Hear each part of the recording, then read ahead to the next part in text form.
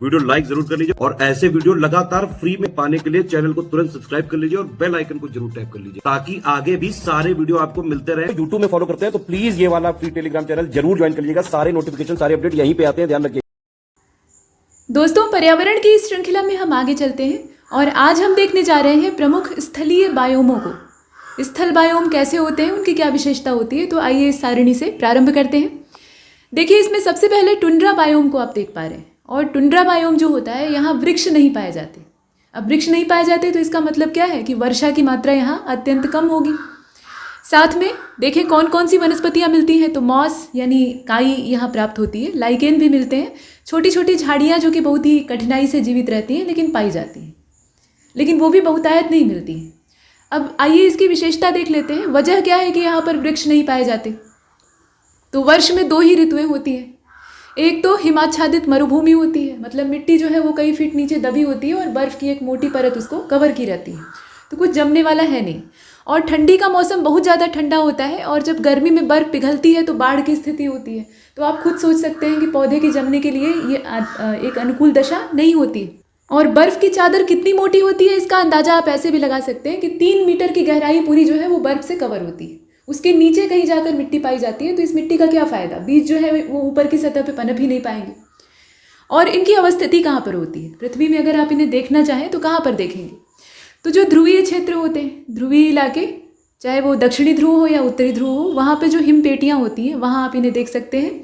इसके अलावा सुदूर उत्तर और सुदूर दक्षिण वही बात है, मतलब ध्रुवों का जो सुदूर उत्तर और दक्षिण वाला हिस्सा है वहाँ अत्यधिक ठंड होती है और इसी वजह से वहाँ पर इस प्रकार की जलवायु, जिसे कि आप टुंड्रा बायोम के नाम से जानते हैं, वो पाई जाती है। औसत तापमान 10 डिग्री सेल्सियस होता है, मतलब एक पूरा एवरेज साल भर का निकाला गया है। और वर्षा जो है वो 25 सेंटीमीटर प्रति वर्ष के हिसाब से होती है। आप देख सकते हैं कितनी कम वर्षा है। हिमपात जो है ये 10 से 20 सेंटीमीटर प्रति वर्ष के हिसाब से होता है, तो मोटी चादर यहाँ पे मेंटेन रहती। इसके बाद जो अगला बायोम हम देखने जा रहे हैं वो टैगा या बोरियल वनों का है। ठीक है, ये जो बायोम है इसको बोरियल बायोम भी कहा जाता है और टैगा बायोम भी कहा जाता है। तो नाम से आप थोड़ा भ्रम में मत पड़िएगा, हो सकता है कि बोरियल के नाम से दे दे तो आप कंफ्यूज हो जाएं, तो इसे रिवाइज अच्छे से कर लीजिएगा। देखिए, इसमें पेड़ पाए जाते हैं, मतलब वृक्षों की तादाद होती है और 5 से 10 मीटर ऊंचे ही पाए जाते हैं, ज़्यादा ऊंचे नहीं होते। 5 से 10 मीटर हाइट होती है, हालांकि 5 से 10 भी कम नहीं होता। तो ये बोरियल वन होते हैं। इनका जो शेप होता है, आकार होता है, वो शंक्वाकार होता है, शंकु के आकार का, कोन के आकार का होता है, कुछ ऐसा। ठीक है, और पाए जाने वाले वृक्षों में कौन कौन से हैं, तो पाइन है, स्प्रूस है और जितने दलदल में उगने वाले पौधे होते हैं वो सब यहाँ मिल जाएंगे। फर्न और मॉस यहाँ भी पाए जाते हैं, मतलब काई यहाँ मिलेगी ही, और काई कमोबेश हर जगह होती है। लंबी शीत ऋतु यहाँ भी होती है, ऐसा नहीं है कि ठंडी यहाँ कम पड़ रही।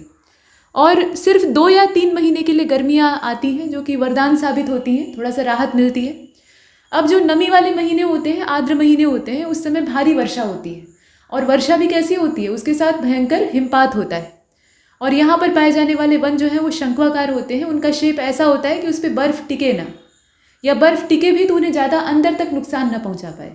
ठीक है, जो हमारे मैदानी इलाके हैं यहाँ की तरह से अगर पेड़ पाए जाएंगे तो लंबी लंबी टहनियाँ, चौड़े चौड़े पत्ते, उस पर बर्फ़ अगर रुक गई तो उनकी मतलब जो पौधे हैं उनका समापन हो जाएगा।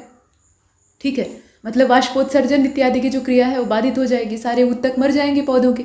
तो वहाँ की व्यवस्था ऐसी ही है। वहाँ सर्वाइव करने के लिए इन वृक्षों का जो आकार है वो शंक्वाकार होता है और पत्तियों का जो शेप है वो भी इस हिसाब से होता है कि बर्फ़ उन पर ज़्यादा देर तक टिक नहीं पाती।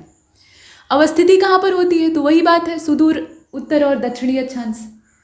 ये थोड़ा सा जो टुंड्रा आपने देखा है उसकी तुलना में थोड़ा सा यहाँ जो जलवायु की अनुकूलता है वो पाई जा रही है, नहीं तो कमोबेश स्थितियाँ वही हैं। इसके बाद शीतोष्ण पर्णपाती को देख लीजिएगा। पर्णपाती का मतलब क्या होता है, पर्ण को पात करने वाले अर्थात गिराने वाले। तो ये पतझड़ वन होते हैं और ये शीतोष्ण इलाके में उगते हैं, इसीलिए इन्हें शीतोष्ण पर्णपाती कहा जाता है। ये बायोम है एक तरह का। यहाँ पर 4 ऋतुएं पाई जाती हैं, तो अच्छी स्थिति है। वर्षा जो है वो ठीक ठाक हो जाती है, 80 से लेकर 140 सेंटीमीटर प्रति वर्ष के हिसाब से। वनस्पतियों का स्तर बड़ा ही जटिल होता है और पर्णपाती वन या जंगल आप कह लीजिए, जहाँ भी आप देखेंगे वहाँ वनस्पतियों का स्तर बहुत जटिल होता है। और पर्णपाती वृक्ष अपनी पत्तियाँ गिरा देते हैं, ये तो आप जानते ही हैं, किसी खास मौसम में जहाँ इन्हें अपने आप को जीवित रखना होता है, चाहे ठंडी बहुत ज़्यादा पड़ रही हो या गर्मी बहुत ज़्यादा पड़ रही हो। दोनों ही स्थितियों में अपने अंदर जल का संरक्षण करने के लिए और अपने आप को बचाए रखने के लिए ये अपनी पत्तियाँ गिराते हैं। इसके बाद नंबर आता है सवाना बायोम का। अब जो सवाना बायोम है वहाँ पर घासें बहुतायत होती हैं, लंबी लंबी घासें होती हैं, झाड़ियाँ पाई जाती हैं। वृक्ष जो है वो बहुत ज़्यादा नहीं होते हैं, छिटपुट होते हैं और उनका आकार बहुत बड़ा नहीं होता है, छोटे साइज़ के होते हैं। लताएँ पाई जाती हैं, लताएँ जो है वो वृक्षों पर लिपटी रहती हैं। यहाँ शुष्क स्थिति होती है, मतलब शुष्क नहीं कह सकते, वर्षा की स्थिति जो है उसे आप देखें 90 से 150 सेंटीमीटर प्रति वर्ष के हिसाब से है, तो ठीक ठाक है। लेकिन हल्की सूखी जलवायु होती है। अब यहाँ पर हम वो मानसूनी वनों से तुलना नहीं कर सकते। और अवस्थिति की अगर बात की जाए तो उष्णकटिबंधीय से लेकर उपोष्णकटिबंधीय तक 3 ऋतुएं यहाँ पर पाई जाती हैं। ठीक है, उष्णकटिबंधीय जलवायु से लेकर उपोष्णकटिबंधीय जलवायु सभी के दर्शन आपको यहाँ पर हो जाएंगे, मतलब 3 तरह की ऋतुएं यहाँ पर मिलती हैं। इसके बाद नंबर आता है घास भूमियों का। शीतोष्ण घास भूमियाँ, ये भी एक बायोम है और इस बायोम में घासें ही पाई जाती हैं। वृक्ष हो सकता है अपवाद स्वरूप मिल जाए, लेकिन दूर दूर तक घासों का विस्तार होता है। अब शीतोष्ण और उप आर्कटिक जो घास भूमियाँ होती हैं, सुदूर उत्तर में अगर आप चले जाएंगे तो वहाँ प्रेयरी और स्टेपी, वैसे ही दक्षिण में अगर आप जाएंगे तो वहाँ पंपास, पीछे हमने घास के मैदानों को देखा था, तो वही बात है। तो ये शीतोष्ण घास भूमियाँ होती हैं और यहाँ घासें ही बहुतायत। वर्षा की मात्रा कम होती है, सीधी बात है। अगर कोई कह रहा है कि कोई एरिया जो है वो ग्रासलैंड है, तो आपको तुरंत समझ जाना चाहिए कि वहाँ वर्षा कम होती होगी। मतलब इतनी कम नहीं होती है कि मरुस्थल बन जाए, लेकिन इतनी भी पर्याप्त नहीं होती है कि वहाँ अच्छे वृक्ष उग सकते। ठीक है, अच्छे वृक्ष उग सकें ऐसी वर्षा वहाँ नहीं होती है, तो एक मध्यम हो रही है तो घासें ही उगेंगी। अब इसके बाद आ जाते हैं मरुस्थल पे, और मरुस्थल के लिए हमेशा दिमाग में ये बैठा के रखिएगा कि मरुस्थल जो है ये गर्म या ठंडे से डिसाइड नहीं होते हैं, ये नमी की मात्रा यानी कुल मिलाकर वर्षा पर निर्भर होते हैं। वर्षा अगर कम हो रही है, एक औसत दायरे से कम हो रही है, तो वो जो ज़मीन है वो देर सवेर डेजर्टिफाइड हो जाएगी, यानी मरुस्थल में कन्वर्ट हो जाएगी। तो यहाँ भी वही बात है, मरुस्थल है और यहाँ जो वनस्पतियाँ पाई जाती हैं वो बिल्कुल जो आपने टुंड्रा बायोम देखा था वहाँ की तरह पाई जाने वाली वनस्पतियों की तरह जीवट होती है। इनके अंदर जीवन जीने की प्रबल इच्छा होती है और चूँकि शुष्क जलवायु होती है तो ये पानी का संरक्षण बखूबी करते हैं। जैसे नागफनी, छोटी कटीली झाड़ियाँ होती हैं, बबूल और शमी जैसे जो वृक्ष हैं वो भी पाए जाते हैं, नीम भी कहीं कहीं मिल जाता है। जो कम पानी में सर्वाइव करने वाले पौधे हैं या वृक्ष हैं वो पाए जाते हैं। और इनकी एक विशेषता होती है कि इनकी जो पत्तियां हैं वो बहुत चौड़ी नहीं होती। चौड़े आकार की होंगी तो वाष्पोत्सर्जन भी उसी दर से तेज होगा, तो इसमें चौड़ी पत्तियों का अभाव होता है और पतली या बारीक पत्तियां पाई जाती हैं। और जहाँ बहुत सूखी जलवायु होती है वहाँ पत्तियां कांटों में कन्वर्ट हो जाती हैं, कांटों में परिवर्तित हो जाती हैं और वो पौधे का बचाव भी करती हैं बाहरी जीवों से, साथ में उसके अंदर पानी के संरक्षण को भी बनाए रखती हैं। साथ में जड़ें इनकी बहुत लंबी लंबी होती हैं। जो मरुस्थलीय पौधे होते हैं आमतौर पे इनकी जड़ें भूमिगत जल के स्रोत तक भी पहुंच जाती हैं, पानी की खोज में ये दूर दूर जाती हैं। तो ये चीज़ है। बहुत सूखी जलवायु होती है, ये हमने सुन ही लिया है। और कितनी सूखी होती है तो अंदाज़ा आप लगा लीजिए। देखिए 25 सेंटीमीटर प्रति वर्ष से भी कम वर्षा होती है। और मुख्यतः जो अयनवर्ती क्षेत्र होते हैं, जहाँ अयन पाया जाता है, ऐसे जो क्षेत्र होते हैं वहाँ पे ये मरुस्थल पाए जाते हैं और कभी कभी शीतोष्ण कटिबंध में भी पाए जाते हैं। तो तापमान से इनका कोई लेना देना है नहीं, इनका पूरा दारोमदार है वर्षा पे। तो वर्षा जहाँ भी कम होगी वहाँ ये स्थिति बन सकती है। ज़्यादा ऊंचाई पर भी वर्षा की मात्रा घटती जाती है, मतलब एल्टीट्यूड जैसे जैसे इंक्रीज़ करेगा तो ऊपर का जो एरिया है वहाँ ठंडक बढ़ेगी और लो प्रेशर एरिया यानी जो उच्च दाब का क्षेत्र है वो लगभग हमेशा ही वहाँ बना रहेगा। तो इसलिए वहाँ वर्षा की संभावनाएं नगण्य हो जाती है, तो वहाँ भी मरुस्थल हो सकता है। अब इसके बाद देखते हैं यहाँ उष्णकटिबंधीय वर्षा वनों को, जो कि सबसे समृद्ध वनस्पति के क्षेत्र होते हैं। प्रकृति का फेफड़ा इनको कहा जाता है, चाहे वो अमेजन के वर्षा वन हो या कहीं भी हो, ये फेफड़े का ही काम करते हैं।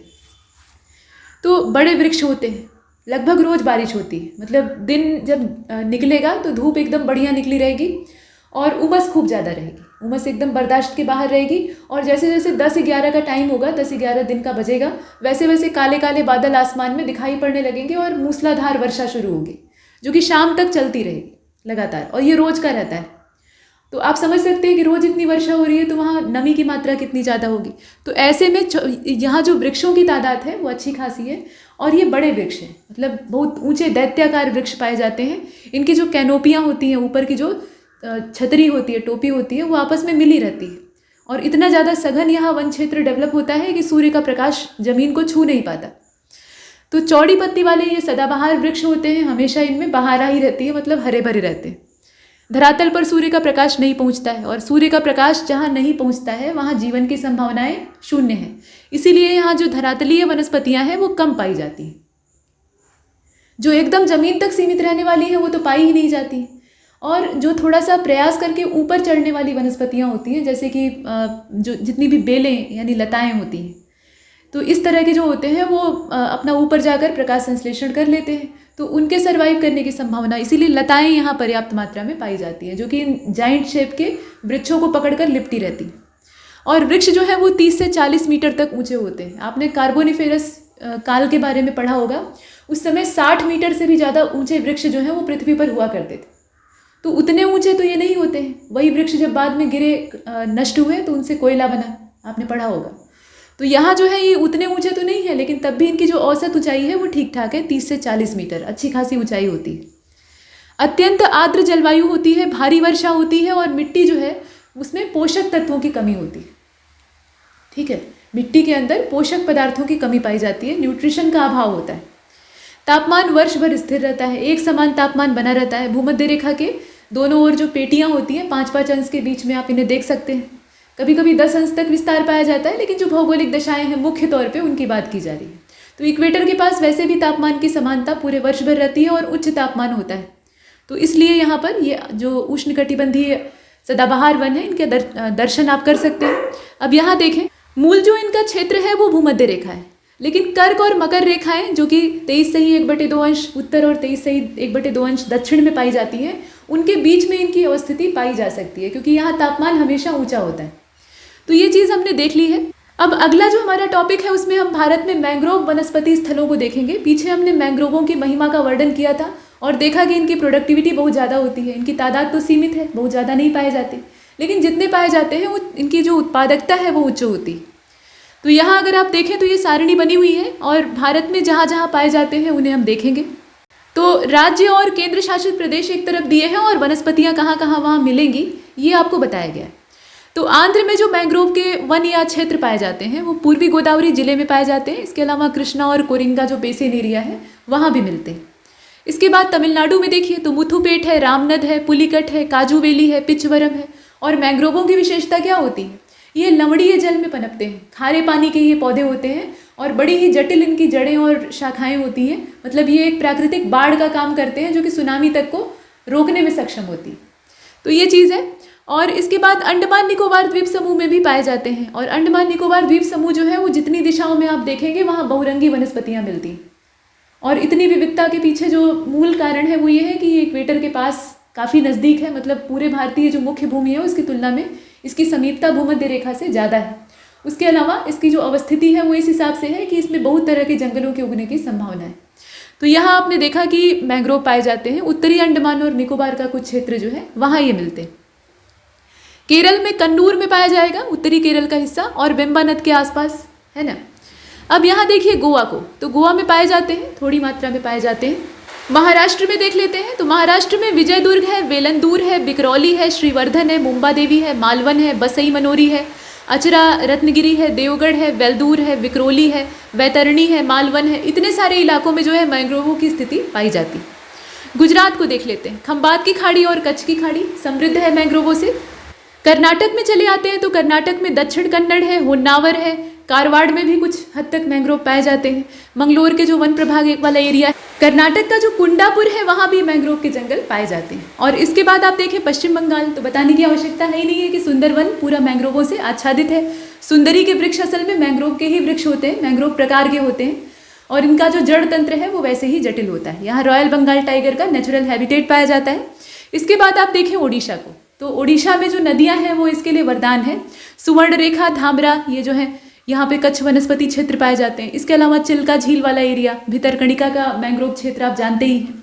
महानदी और देवी कछुआ, ये कदुआ जो क्षेत्र है, यहाँ पर मैंग्रोव के जंगलों की तादाद पाई जाती है। तो किस राज्य में कहाँ कहाँ पाए जाते हैं ये विस्तार से हमने देख लिया है। अब इसके बाद जो अगला हमारा टॉपिक है उसमें हम भारत में जो प्रमुख वनस्पति क्षेत्र पाए जाते हैं। हालांकि वनस्पति क्षेत्रों की बात हमने पीछे भी की है और कुछ बायोमों के माध्यम से उसको देखा है, लेकिन वो विश्व स्तर पर था। हमने एक मोटे तौर पे पूरी पृथ्वी का जायजा लिया, लेकिन यहाँ भारतवर्ष की अगर बात करें तो यहाँ क्षेत्र और विस्तार के साथ हम इसे विधिवत देखेंगे। तो सबसे पहले है असम क्षेत्र। यहाँ क्षेत्र के हिसाब से देख रहे हैं तो असम क्षेत्र में विस्तार कहाँ कहाँ है वनस्पति क्षेत्रों का, तो वनस्पतियाँ वहीं पर उग सकती हैं जहाँ पर उन्हें पानी मिलेगा, अच्छी मिट्टी मिलेगी।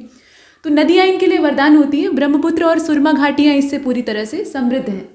वर्षा की मात्रा अच्छी होती है, इसीलिए यहाँ सदाबहार वन पाए जाते हैं। कहीं कहीं घने बांस के जंगल पाए जाते हैं, तो बांस को भी खूब पानी चाहिए होता है। और लंबी लंबी घासों के झुरमुट होते हैं जिसमें कि आदमी घुस जाए तो दिखाई न दे, ऐसे झुरमुट होते हैं। ठीक है, इसके बाद देखें आप सिंधु का जो मैदानी क्षेत्र है वहाँ भी वनस्पतियों की तादाद पाई जाती है। और इसमें राज्य के हिसाब से अगर देखा जाए तो पंजाब और पश्चिमी राजस्थान ये कवर होता है इसमें, और उत्तरी गुजरात के कुछ मैदान हैं जहाँ पर इस प्रकार की वनस्पतियाँ पाई जाती हैं। तो वनस्पतियाँ कैसी होती हैं, तो वनस्पतियाँ कटीले वन के रूप में पाई जाती हैं। आप खुद सोच कर देखिए, पश्चिमी राजस्थान और उत्तरी गुजरात ये ऐसे एरिया हैं जो कि शुष्क होते हैं, वर्षा की मात्रा बहुत कम होती है। तो इस वजह से यहाँ कटीले जंगल ही उग सकते हैं, जैसा कि हमने पीछे देखा था। इसके बाद मालाबार क्षेत्र को देखते हैं। प्रायद्वीपीय तट है यहाँ पर और घने जंगल यहाँ पाए जाते हैं, निश्चित तौर पे पाए जाते हैं। इसके अलावा व्यापारिक फसलें भी उगाई जाती हैं, जो कॉमर्शियल क्रॉप्स होती हैं उनका कल्टीवेशन यहाँ पर होता है। जैसे कि नारियल है, ठीक है, व्यावसायिक स्तर पर उगाया जाता है। सुपारी बोई जाती है, सुपारी की बेल होती है, लंबी बेल होती है और वो किसी वृक्ष पर लिपट के तब फूलती है। और इसके बाद काली मिर्च है, ये भी एक लता के रूप में पाई जाती है। और चाय कॉफ़ी तो उगते ही हैं, आप जानते ही हैं। उसके अलावा रबड़ प्लांटेशन क्रॉप यानी रोपण कृषि के तौर पे इसका यहाँ जो बोने का काम है वो किया जाता है। काजू के वृक्ष पाए जाते हैं, है ना। तो ये सब मालाबार क्षेत्र की वनस्पतियाँ हैं और यहाँ प्रायद्वीपीय तट है जो कि इनके लिए उपयुक्त है। इसके बाद आप देखें अंडमान क्षेत्र को, तो अंडमान द्वीप, अच्छा इसमें एक चीज़ ध्यान दीजिएगा कि जैसे चाय कॉफ़ी की बात हुई है तो वो हर जगह नहीं उग जाएंगे। जहाँ पे पर्वतीय ढाल या इन्हें उपयुक्त ढाल मिलेगा, जहाँ पानी रुकता न हो लेकिन पानी पर्याप्त मात्रा में मिलता हो, ऐसी जगह पे इनका काम होता है, मतलब इन्हें रोपित किया जाता है। तो अभी हम देखते हैं अंडमान क्षेत्र को। यहाँ लगभग हर प्रकार की वनस्पति आपको मिल जाएगी, जैसे कि पीछे कहा कि इक्वेटर के नज़दीक ये है, तो यहाँ ज़्यादा अनुकूल दशाएं पाई जाती हैं वनस्पतियों को पनपने के लिए। तो सदाबहार, अर्ध सदाबहार, कच्छ वनस्पति क्षेत्र, समुद्र तटीय और जो अप्लावी जंगल हैं उनकी यहाँ पर अधिकता होती है, बहुतायत मिलते हैं। पश्चिमी हिमालयी क्षेत्र, जिसमें कि कश्मीर से लेकर हम कुमायूं तक का पूरा जायजा लेंगे, और कश्मीर से लेकर कुमायूं तक आपको शीतोष्ण कटिबंधीय क्षेत्र के जंगलों के यानी वनस्पतियों के दर्शन होंगे। और इसमें जो वृक्ष पाए जाते हैं उन्हें पहचान लीजिए अच्छे से। देखिए, चीड़ का पेड़ पाया जाता है, ठीक है, चीड़ का पेड़ पाया जाता है। देवदार, शंकुधारी वृक्ष पाए जाते हैं जिन्हें कि कोनिफर्स कहा जाता है। इनका जो आकार है वो कोन जैसा होता है। पीछे भी आपको बताया कि जितने बर्फीले इलाके होते हैं वहाँ इस प्रकार के वृक्ष ज़्यादा मिलते हैं। और चौड़ी पत्तियों वाले भी वृक्ष पाए जाते हैं। ऐसा नहीं है कि सिर्फ जो कोणधारी वन है या कोणधारी वृक्ष हैं वही पाए जाए, यहाँ चौड़ी पत्ती वाले वृक्ष भी मिलते हैं।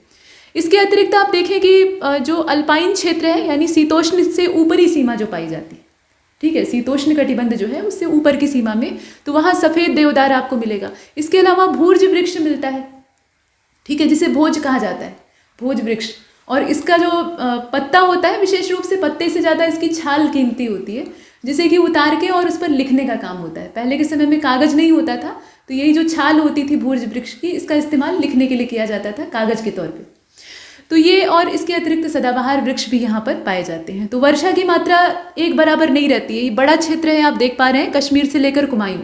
तो जहाँ कम वर्षा होती है वहाँ पे कोणधारी वन इक्का दुक्का पाए जाएंगे, मतलब इक्का दुक्का वृक्षों के मामले में पाए जाएंगे। और जहाँ वर्षा थोड़ी ठीक ठाक हो रही है वहाँ चौड़ी पत्ती वाले और सदाबहार टाइप के भी जंगल पाए जाते हैं। इसके बाद नंबर आता है इसमें पूर्वी हिमालयी क्षेत्र का। तो पश्चिमी हिमालय की तुलना में पूर्वी हिमालय जो है वो ज़्यादा समृद्ध है इस मामले में, जैव विविधता और वर्षा की मात्रा यहाँ अच्छी होती है। तो यहाँ जो जंगल पाए जाते हैं इसमें बड़े फूलों वाले और पत्तों वाले जो सदाबहार वृक्ष हैं वो मिलते हैं। बेंत के जंगल पाए जाते हैं, ओक का वृक्ष यहाँ मिलता है, जायफल यहाँ उगता है, और बड़े बड़े जो फलदार वृक्ष हैं वो भी पाए जाते हैं।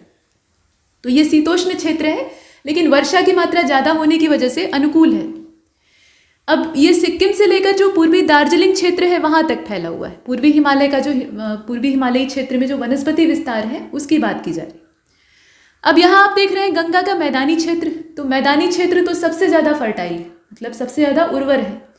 और सिक्किम से लेकर माफ़ कीजिएगा, कछारी मैदान जो है, मतलब आप जानते हैं मैदानी क्षेत्र पूरा उत्तर प्रदेश, बिहार, पश्चिम बंगाल तक फैला हुआ मैदान है। नदियों के जो अवसाद हैं, जलोढ़ मिट्टी है, उसी से बना हुआ है। और हर साल नदियाँ इसमें बाढ़ के पानी से अपना इसे पोषित करती रहती हैं। तो ये एक उपजाऊ क्षेत्र है और लोगों ने यहाँ जंगल काट के खेत बनाए हैं, नहीं तो यहाँ भी बड़े घने जंगल पाए जाते थे। आप सुनते हैं कि चंद्रगुप्त मौर्य का जो महल है वो लकड़ियों का, और ज़्यादातर स्थापत्य मौर्य साम्राज्य में लकड़ियों से ही बनाए जाते थे। और राजा भी एक महल में टिकाऊ नहीं रहता था, कुछ समय रह के छोड़ देता था, फिर नया वैसा ही लकड़ी का महल बनवाता था।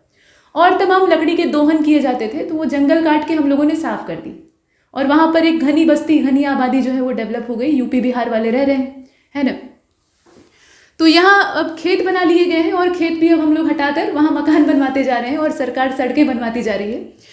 तो गेहूँ, चावल और गन्ने की खेती आमतौर पे मैदानी इलाके में होती है। और क्या नहीं उग सकता है, जलोढ़ मिट्टी ऐसी अमृत स्वरूप होती है ना कि उसमें कुछ भी डाल दीजिए, ज़्यादा देख रेख भी मत कीजिए, तब भी पैदा होगा। तो ऐसी उपजाऊ क्षेत्र, ये गंगा का मैदानी क्षेत्र आप देख पा रहे हैं। और उसके बाद दक्कन का क्षेत्र, आप दक्षिण की ओर चलेंगे तो दक्षिण के इलाके में अगर देखें तो भारतीय प्रायद्वीप की जो समग्र भूमि है और भारतीय प्रायद्वीपीय क्षेत्र ज़्यादा पुराना है, ठीक है। हिमालय और मैदान तो बाद में बने। जो प्रायद्वीप है वो गोंडवाना लैंड का एक टुकड़ा है, मतलब टूटा हुआ हिस्सा है, ठीक है। उसी का एक मूल स्वरूप है जो कि लावा से बना हुआ है, लावा उद्गार कभी हुआ रहा होगा और उसी से इसका निर्माण हुआ है। तो ये अत्यंत ठोस है। तो लावा से बनने की वजह से यहाँ लावा का जब अपर्दन, मतलब उससे जो बेसाल्टिक वहाँ मृदा का निर्माण हुआ है अपर्दन स्वरूप, वो काली मिट्टी है, आप जानते हैं। तो काली मिट्टी के यहाँ क्षेत्र पाए जाते हैं, प्लस लाल और पीली मिट्टियाँ भी पाई जाती हैं। पर्वतीय मिट्टियों के दर्शन आपको हो जाएंगे। तो यहाँ समग्र भूमि जो भारतीय प्रायद्वीप की है, जो कि तिकोने आकार का ऐसे है, उसमें कवर होता है। और यहाँ पतझड़ वाले वृक्ष पाए जाते हैं, ठीक है। जंगल जो है ना वो एक बराबर नहीं रहते हैं, कहीं कहीं तो कांटेदार जंगल होते हैं, जैसे कि आप दंडकारण्य को देखते हैं, बहुत ही कंटकाकीर्ण वो जंगल हुआ करता था, अब तो उजड़ गया है। और इसके अतिरिक्त पतझड़ वाले जंगल होते हैं जिनमें कि हमेशा पत्तियां नहीं होती हैं, खास मौसम में सब जो वृक्ष हैं वो ठूंठ दिखाई देंगे और उसके बाद जब नई नई पत्तियां आएंगी तो हरे हो जाएंगे। और कई तरह की जंगली झाड़ियां भी पाई जाती हैं। तो ये थे हमारे भारत के जंगल। और भारत की जो सबसे नवीनतम वन नीति है, कौन वाली है ज़रा कमेंट सेक्शन में बताइएगा। उसमें 33% भूभाग पर जंगल उगाने की प्रतिबद्धता की गई थी, लेकिन हम लोग आज तक उसे पूरा नहीं कर पाए। तो ये सारी बातें हैं और सारी मुसीबत की जड़ आबादी है, और आबादी के मामले में तो हम लोग टॉप पर हैं। यहाँ बायोमों को एक बार फिर से देखने की आवश्यकता है। तो बायोम के प्रकार हम देख रहे हैं, अवस्थिति देख रहे हैं, जलवायु देख रहे हैं, मृदा देख रहे हैं और पौधे और जंतु देख रहे हैं।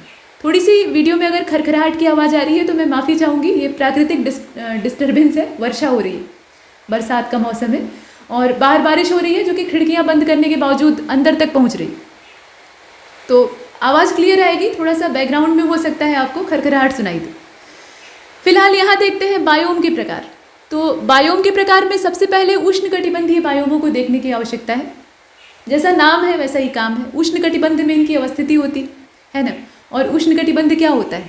विषुवत रेखा के आसपास के क्षेत्र, ठीक है। विषुवत रेखा यानी भूमध्य रेखा और उसके आसपास का जो इलाका है कुछ अक्षांशों तक, वो आपका उष्णकटिबंध में आता है।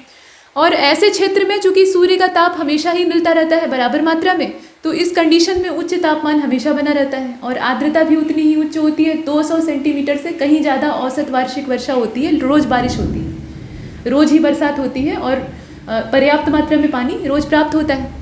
तो यहाँ जो मिट्टी पाई जाती है वो बहुत ज़्यादा उपजाऊ नहीं होती है। पहले एक ज़माने में उपजाऊ रही होगी, तभी ये लंबे लंबे वृक्ष उग पाए।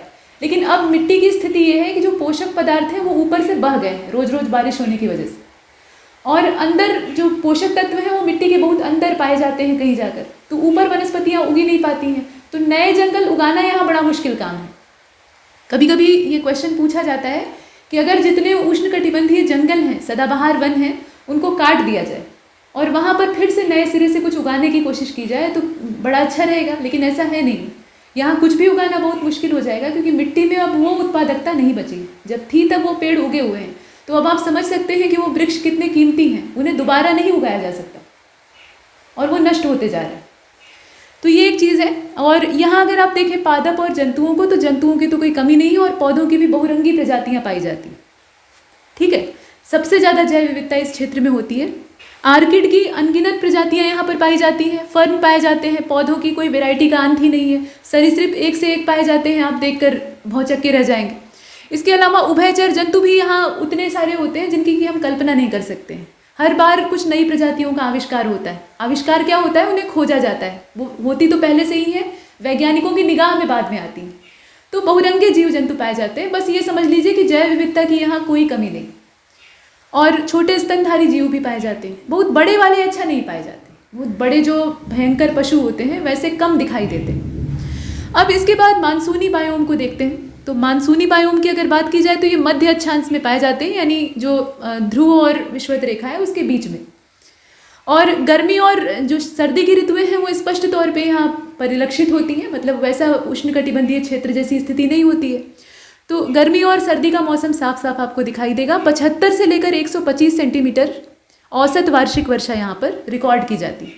पोषक तत्व से समृद्ध मृदा होती है, पोषण की उसमें बहुतायत होती है। कठोर लकड़ी वाले वृक्ष यहाँ पाए जाते हैं। लकड़ी बड़ी कड़ी होती है और लकड़ी कड़ी और टिकाऊ होती है, इसलिए इमारती लकड़ी के तौर पे भी उसका प्रयोग किया जाता है, जैसे शीशम। नीम की भी लकड़ी कड़ी होती है। इसके अलावा ओक के वृक्ष होते हैं, इस तरह के और भी वृक्ष पाए जाते हैं। यहाँ भेड़िया आपको मिल जाएगा, भारतीय भेड़िया, भालू मिलते हैं, उभयचर जंतु यहाँ भी मिलते हैं, सांप, पक्षी, कीड़े सब कुछ पाए जाते हैं। मरुस्थलीय बायोम की चर्चा कर लेते हैं। 15 से लेकर 35 के बीच में, मतलब ये जो मध्य अक्षांशीय क्षेत्र है वहाँ इनकी अवस्थिति होती है। और महाद्वीपों का जो पश्चिमी हिस्सा है, आमतौर पे इनके उगने की स्थिति को हम वहीं पर देख सकते हैं, महाद्वीपों के पश्चिमी किनारे पर। यहाँ बहुत ज़्यादा गर्म दिन होते हैं, रातें ठंडी होती हैं, दिन में जितनी गर्मी रहेगी रात उतनी ही ठंडी हो जाएगी। 10 सेंटीमीटर से कम औसत वार्षिक वर्षा होती है और खनिज तत्वों से समृद्ध मृदा होती है, जिसमें कि अपघटकों की कमी होती है।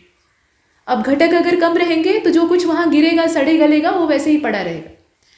यहाँ कैक्टस पाए जाते हैं, गुच्छेदार घासें पाई जाती हैं, कुछ पेड़ होते हैं, झाड़ियाँ। घास जब पाई जाएगी ना तो उसमें पेड़ जो है वो डॉटेड बिंदु के रूप में ऐसे बिखरे रहेंगे, लेकिन बहुतायत घने वृक्ष नहीं पाए जाएंगे। मतलब दोनों में से कोई एक ही मिल सकता है, या तो घने जंगल पाए जा सकते हैं और नहीं तो घासें पाई जा सकती हैं। छिपकलियाँ यहाँ रंग बिरंगी आपको मिल जाएंगी, ऊँट पाए जाते हैं, ठीक है। उसके अलावा सर्प, लोमड़ी, इस तरह के जीव भी मिलते हैं, लेकिन ज़्यादातर जो होते हैं वो रात के समय ही बाहर निकलते हैं, क्योंकि आप देख पा रहे हैं यहाँ जो ठंडी रातें हैं वो होती हैं और 10 सेंटीमीटर से कम औसत वार्षिक वर्षा यहाँ रिकॉर्ड की जाती है। अब आ जाइए घास स्थल के बायोमों की ओर, उसके बाद हम टैगा और टुंड्रा को देखेंगे। तो घास स्थल बायोम जो है ये मध्य अक्षांश और महाद्वीपों का जो अंदर का हिस्सा होता है, आंतरिक भाग होता है, वहाँ पाए जाते हैं। शीत और उष्ण दोनों प्रकार की स्थितियाँ होती हैं और औसत जो वर्षा की मात्रा है वो अगर आप देखें तो 25 से लेकर 75 सेंटीमीटर के बीच में पाई जाती है। मतलब न तो बहुत ज़्यादा है न बहुत कम है, मध्यम या मध्यम से थोड़ी कम हम कह सकते हैं। पोषकता यहाँ अच्छी खासी होती है, मिट्टी जो है वो काफ़ी प्रचुर पोषक तत्वों से संपन्न होती है। ज़्यादातर जो शाकीय वनस्पतियाँ हैं साग के रूप में पाई जाती हैं वो यहाँ आपको आसानी से मिल जाएंगी। छोटे पौधे मिलते हैं, कुछ पेड़ भी पाए जाते हैं, बड़े आकार के, बहुत बड़े नहीं होते हैं, लेकिन तब भी अगर देखा जाए तो पानी के पास अगर है तो उनका आकार थोड़ा बड़ा हो सकता है। प्रेरी डॉग्स की प्रजाति की जो गिलहरी है वो पाई जाती है। इसके अलावा लोमड़ी, सर्प, कीड़े रंग बिरंगे, हाथी भी पाए जाते हैं, इन्हें पर्याप्त मात्रा में यहाँ भोजन मिलता है। शेर पाए जाते हैं, घास के मैदानों के आसपास शेर पाए जाते हैं, ज़्यादा घने जंगलों में नहीं पाए जाएंगे, क्योंकि इनका आहार जो है वो मुख्य रूप से चरने वाले पशु होते हैं, जैसे कि हिरण। इसके बाद जेब्रा, जिराफ अफ्रीका वाले क्षेत्र में आप देखेंगे तो ये सब पाए जाते हैं। इसके बाद है टैगा बायोम। पीछे भी हमने इसे देखा था। मिट्टी इसकी निहायत ही बेकार होती है, अम्लीय मृदा होती है, अम्ल की तादाद, अम्लीयता इसकी इतनी ज़्यादा होती है कि इसमें कुछ भी आसानी से उग नहीं सकता। खनिज तत्व भी बहुत कम होते हैं, तो पौधों को पर्याप्त पोषण नहीं मिलेगा तो वो पैदा नहीं होंगे। ये उच्च और मध्य अक्षांशों में पाए जाते हैं। इसमें स्प्रूस है, फर है, पाइन है, बर्च है। इसके अलावा आपके जितने सदाबहार वृक्ष हैं वो भी पाए जाते हैं, लेकिन बहुत रेयर, कम पाए जाते हैं। यहाँ पे रोडेंट्स मिलते हैं, कुतुरने वाले जो जीव हैं वो पाए जाते हैं, कृंतक, ठीक है। इसके अलावा भेड़िया, रेंडियर, मिक जैसे जो जीव हैं वो भी पाए जाते हैं। टुंड्रा बायोम को देख लेते हैं। तो टुंड्रा बायोम जो है ये 60 से 90 अंश अक्षांश का जो विस्तार है, मतलब पूरा ध्रुवों तक फैला हुआ, और यहाँ कठोर सर्दी की ऋतुएं पाई जाती हैं। लंबी शीतल जलवायु होती है, लंबे समय तक ठंडी बनी रहती है। छोटी और ठंडी गर्मियाँ होती हैं। निम्न पोषण स्तर होता है, मतलब पोषण स्तर, जहाँ ठंडी बहुत ज़्यादा है, मिट्टी नीचे बर्फ़ की दबी हुई है, वहाँ पोषण स्तर कैसा होगा आप समझ सकते हैं। और हिमाच्छादित सतह होती है।